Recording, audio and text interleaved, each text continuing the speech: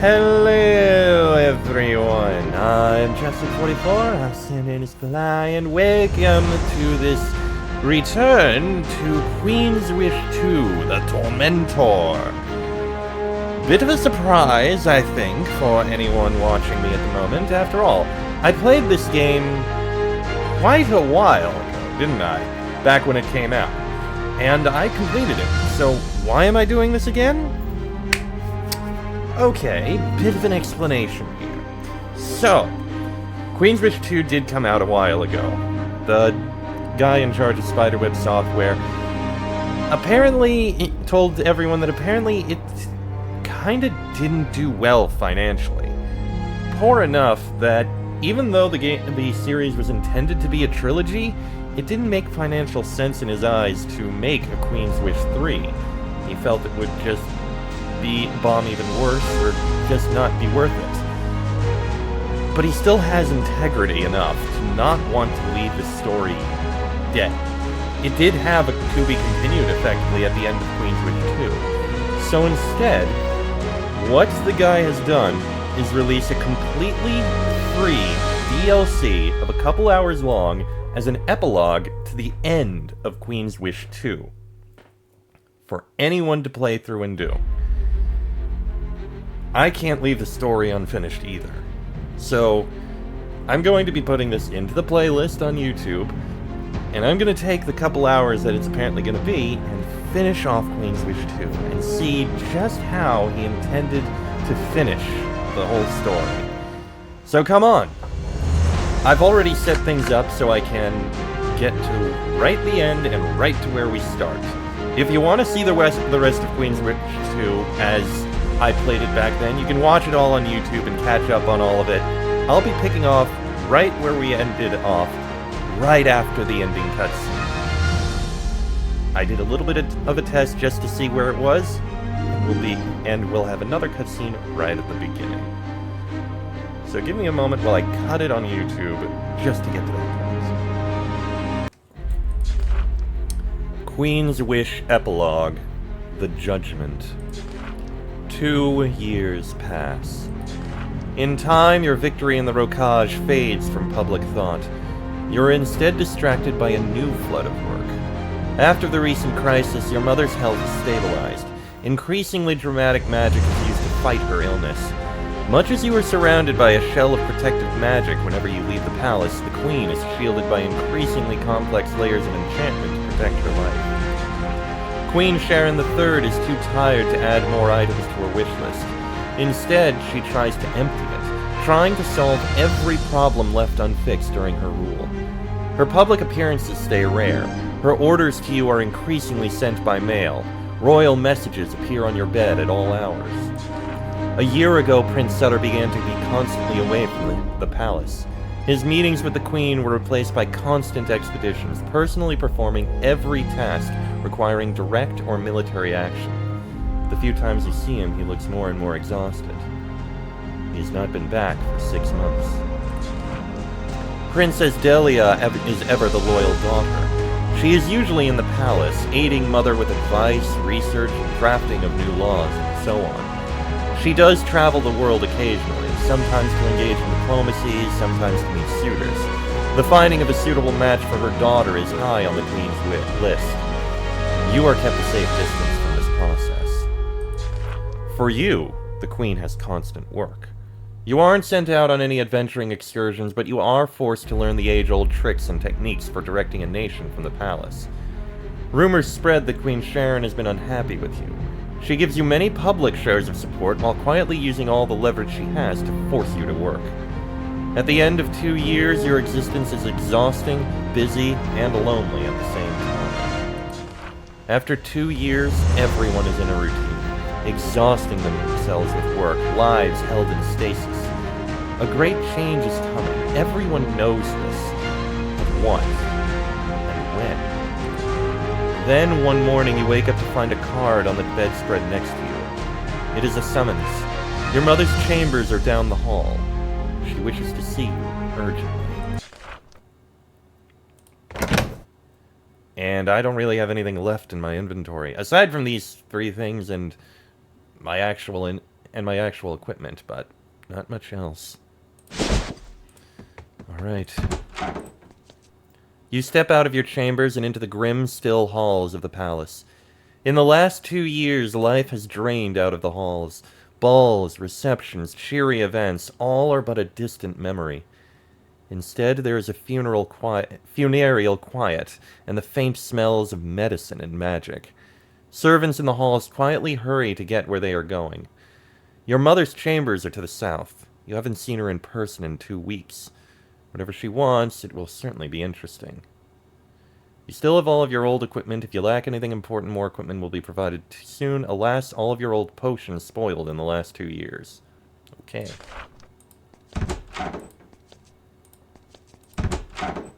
Very well. When you approach your mother, she is sitting upright at the end of her bed. You don't see her upright as much these days, but when she does, her posture is perfect as always. Her skin has an odd bronzish sheen. Blech. But the treatments her doctors and mages provide have all sorts of odd effects. Queen Sharon rises to her feet and waves you forward. She must want a more formal meeting. The scroll of tasks to be done is heaped on the bed behind her. Many items have been crossed out. Others are annotated with angry scrawls. Rupert, come forward. I wish to speak with you. The queen is sitting on the end of her bed. She looks unhappily down at the odd bronzish tint of her hands. This obviously isn't how she feels a proper queen should look. Hello, Mother. I came to see how you were doing. She waves at the sages and alchemists lurking in the corners of her room, ready to lunge forward and see to her needs at any moment. How could anyone ever complain when looked after so carefully? Her voice is strong and shows no sign of fatigue. Whatever the mages did recently agrees with her.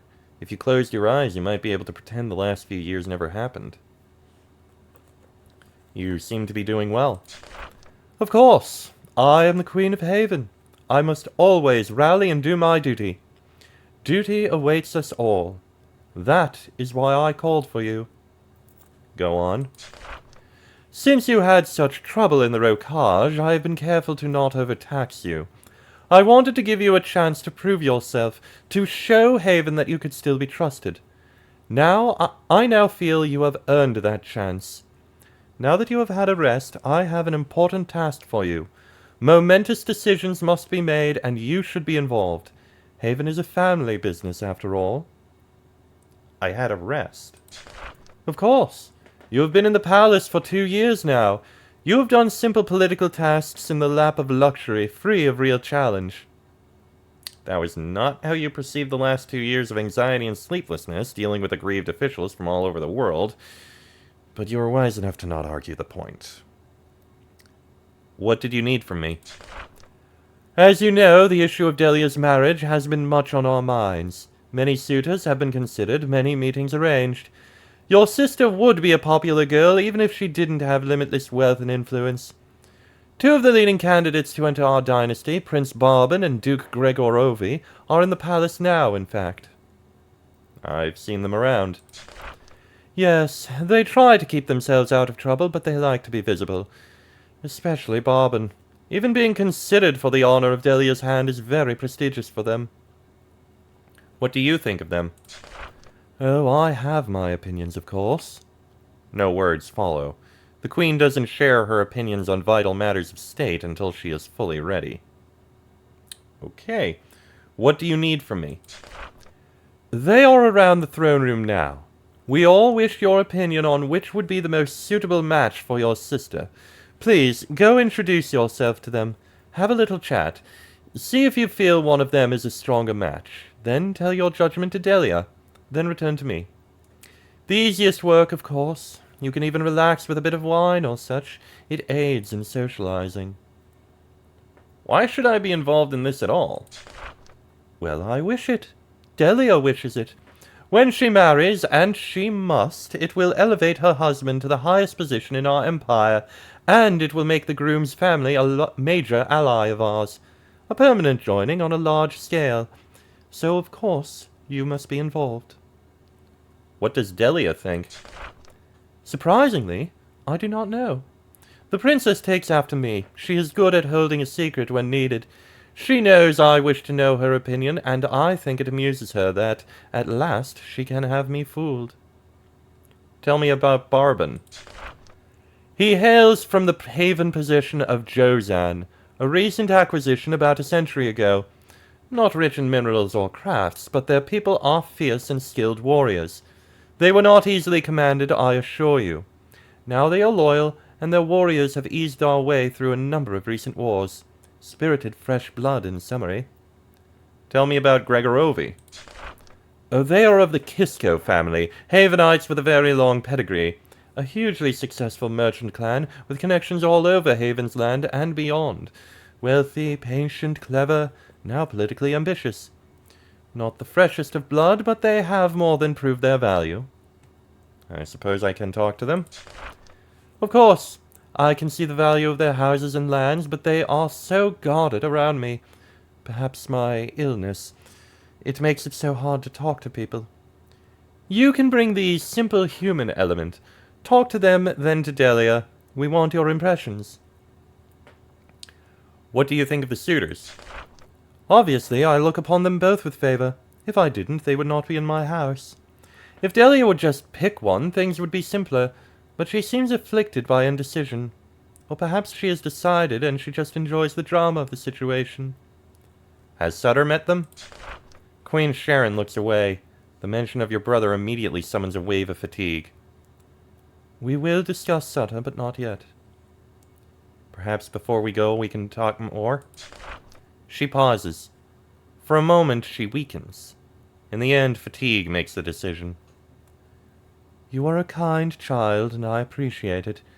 Yet there is work to do. There will be time for chat later. Her body executes a rapid, mostly graceful descent to her bed. Very well, then. Speak to the suitors and decide who is the best choice for Delia. Interesting choice. There's Delia. We'll speak with her after we speak. There's Barbon.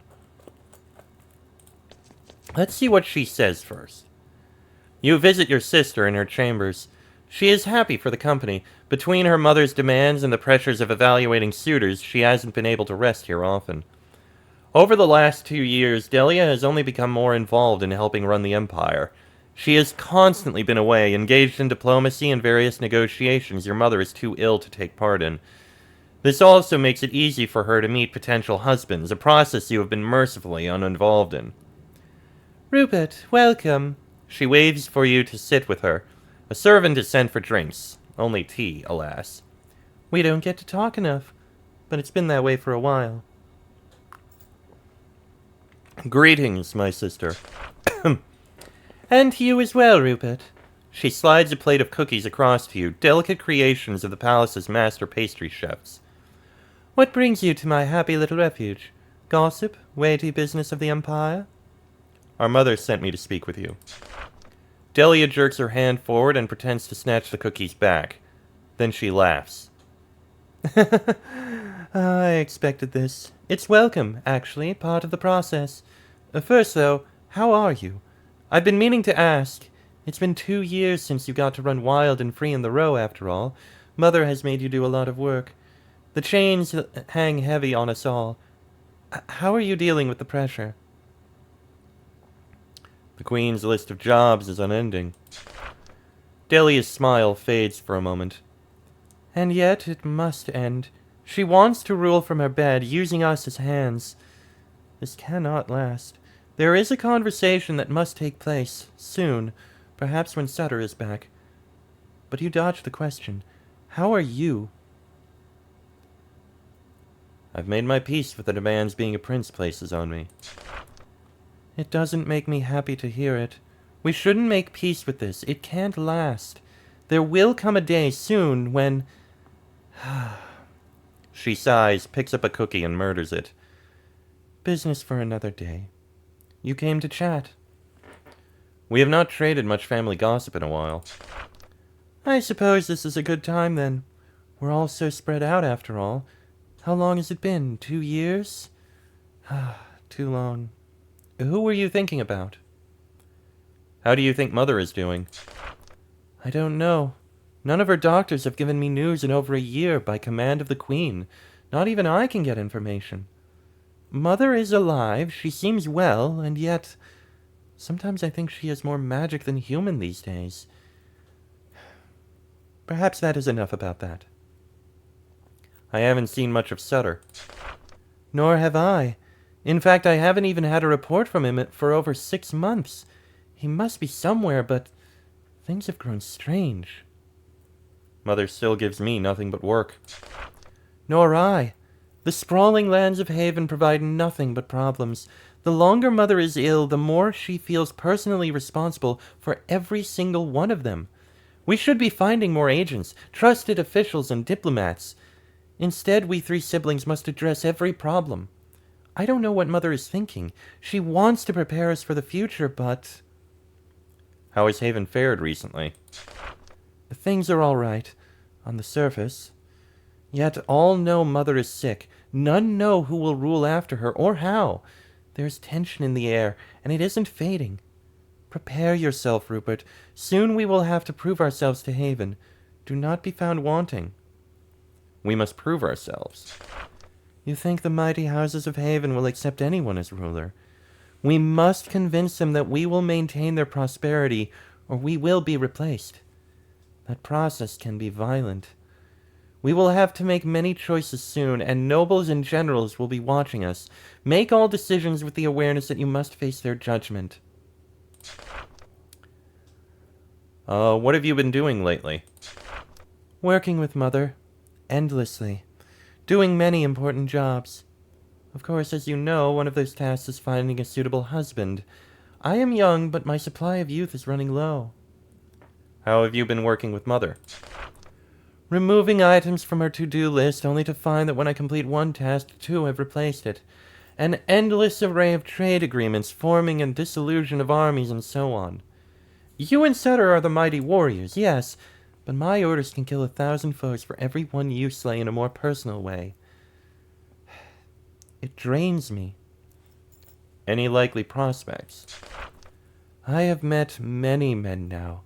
I have seen all of the vices and virtues that man can display, each on view 100 times, 1,000. With such a rich banquet, how could I help but find 1 or 2 dishes to my liking? That's a way to put it. The Queen asked me to speak with your suitors. They want to be part of our family. She wants your opinion, as do I. Please go meet them. Barbin and Gregavori. Be polite. Try not to be too awkward. Return to me when you have met them. That is all for now. I'm glad you visited.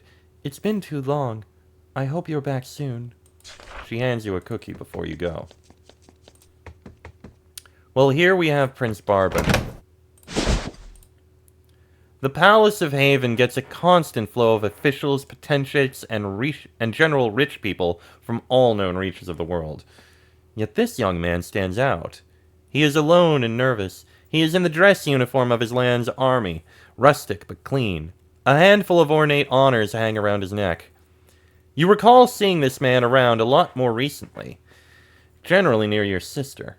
No doubt part of the ongoing process to get her advantageously married. When you are near, he approaches with a nervous smile. Though he is young, his blade is worn and battle-worthy, and he already has an assortment of scars. I am honored by your time, Prince, he says with a bow. I am Prince Barbin of the proud state of Jozan. When he bows, his metals clink together nicely. They are not shiny baubles, but rough, forged iron. Hello, Prince Barbin. I have been sent to speak with you. He gives you another quick bow, and the metals jingle briefly. Though he is nervous and out of place, you can see steel in his eyes. I truly hope to meet all of your mighty family. I know Prince Sutter has been absent for some time, but I am overjoyed to meet you at last. And why are you here? A brief pause as he evaluates his options. He chooses bold honesty. I make no secret of it. Your sister, Princess Delia, is a jewel of our mighty empire. I have come to ask for the honor of her hand in marriage. You are wearing some medals. I am honored you noticed. Perhaps I can explain their importance to you in time. How are you finding the palace?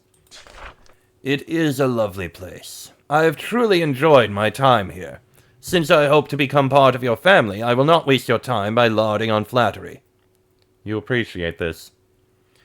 I think it would be nice to have a little chat. Barbin nods. I am very familiar with such chats. I have 5 sisters, 2 married. I am familiar with the intensity and delicacy of these matters. So yes, let's talk.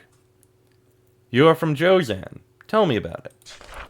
It was a wild land. Beautiful deep forests, rushing rivers.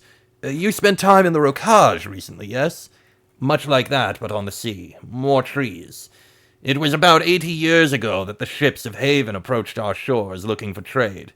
Soon your agents infiltrated our land looking for political influence, as is their way. Some of our clans saw great advantage in allying with Haven, and the wars began. Did your family fight for or against Haven? Against at first. Then my ancestors wisely saw the inevitable way of things. When our warriors switched sides and fought for Haven, we timed the action very carefully, resulting in a devastating loss for Haven's foes. Our clan is still honored by Haven for that to this day. What does Jozan do for Haven? Oh, we have a lot of ambition. Things we can offer. For now, we serve as warriors. The soldiers of the Jozan are loyal, dedicated, and focused. We have served with great distinction in your wars. And for what it is worth, should another faction rise up in arms against your family, I can assure you in such an uncertain time that the Jozan would be by your side. What is Jozan like? We are a provincial land, more sophisticated than the Rokaj, but a rough and uncultured people by your standards. We aren't ashamed of this. If we become too fancy, we may lose the qualities that make us most valuable to you. Tell me about your medals. Oh, yes. He lifts one of them, and you can see that it is crudely forged. I am a prince, so these get heaped on me. Flattery, of course. I only actually wear a medal I shed blood to earn. The medals of Jozan are not fancy, as you see. Their ugliness reflects the sad, necessary, ugly acts we must perform to earn them. You have seen a lot of battle. His expression becomes carefully blank. It is the practice of the Jozan to not count such things. We take honors and lessons away from war, but we don't keep score. It helps us recover from the terrors that can infect us. I can say that I do fight, yes. All Jozan royalty do. It is how we prove our worth to lead our people. And do you lose a lot of royalty that way? Oh, yes. I have lost 2 uncles and 1 brother. He raises a hand and touches one of the medals with his fore and middle finger. Some sort of memorial gesture. The royalty of Jozan have large families. My mother has proudly borne 11 children who survived infancy, a model for all our people. Dang, quite a bit. Prince Barbin of Jozan stands firmly upright when speaking with you, the ramrod posture of a fine Havenite soldier. Though Jozan is a relatively recent possession, its warriors have distinguished themselves well in your mother's service. Tell me about yourself. I can assure you that the Queen has thoroughly researched my pedigree. I will summarize the important parts. I am a prince of the Jozan, 3rd of 6 grown sons. I have tried to be a good son of my land. I have won honor by fighting and earning multiple medals, and I am proud of it. Still, I remember the lost. For a moment, he lightly rests his hand on his medals. I am fond of hunting, and I have had the honor of being on 2 chases with your sister. She shows enthusiasm and promise. Not surprising, she has blood after all. You are a full prince. I am a son of the King of Jozan. Like many of Haven's outer possessions, we have our own royalty. Subservient to yours, of course. Was it your choice to court my sister? Oh, it was. I heard of her hunt for a husband and saw her painting. I came to the palace last year, part on business, but part for a chance to meet her. I was soon quite taken with her. She surprised me by showing signs of returning the sentiment. My family approved heartily, and my efforts began in earnest. And your siblings? We are a tight-knit family. My oldest brother prepares to become king. All others serve Haven and the Jozan with their lives. A rote, memorized answer, yes, but you can tell he means it. What is in your likely future? My hope is to become the royal consort. It is unlikely that I will be king. If the princess did give me that honor, I could aid her here and my family back home at the same time. Of course, I would spend most of my time in Haven, and I hope the princess would maintain a royal residence in my land.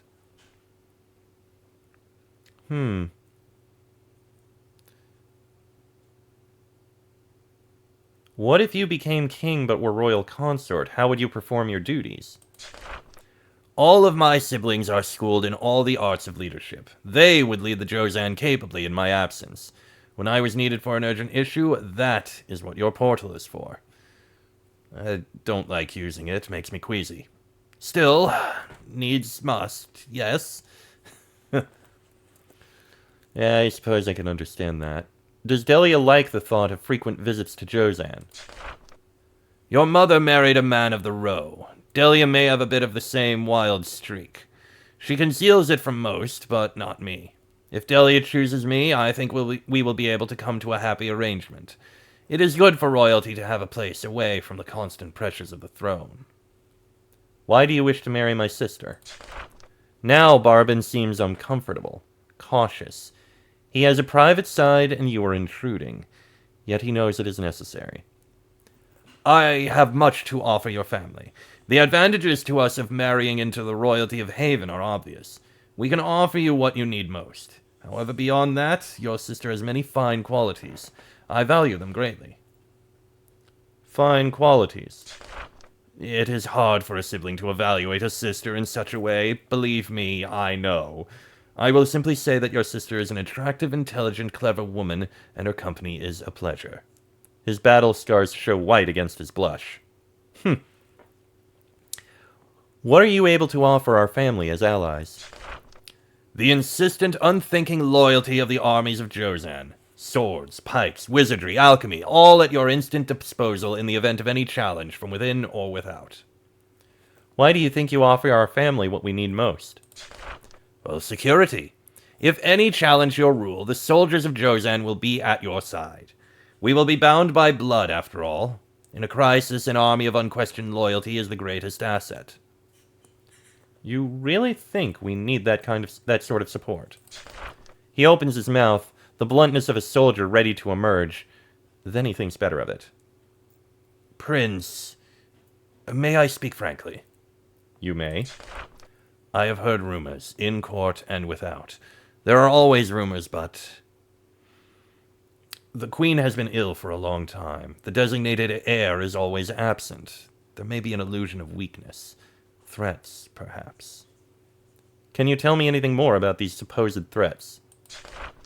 He vigorously shakes his head. If I could, I would. Right now there are no plots, I think. Only the occasional hints, raised eyebrows, head shakes, indications that some think your family weak. Another army at your side would do much to guarantee your safety. Your offer is noted and appreciated. Prince Barbin nods. I hope my worries are unfounded. When faced with politics, I become very cautious. That is all for now. Good day. Thank you for your time, Prince Rupert. I wish you good fortune in any struggles ahead. Okay. I admit I do kind of like Prince Barbin there a bit. My own personal opinions are what they are. I am also often one for, shall we call them the blue collars? The regular soldiers, the common people. I do favor them, and this guy does have a bit of that. Plus, having a loyal army on your side would be good. But we'll need to find the other guy. We'll have to do that in the next episode, because I do these episodes at half-hour length. You know what? No, yeah, I'll end this episode here. Next episode, we'll go see the other person. I'm not ending the stream, just the episode. So, next episode, we'll find the other suitor. Till then, I am Chester44, also known as Falai. That is Prince... Was it Rupert? Pendragon? It was Rupert. It was Rupert, but... What was the full name? Maybe it was just Rupert. Prince Rupert. This has been a Let's Play of Queen's Wish 2, the DLC, and I shall see you all next time.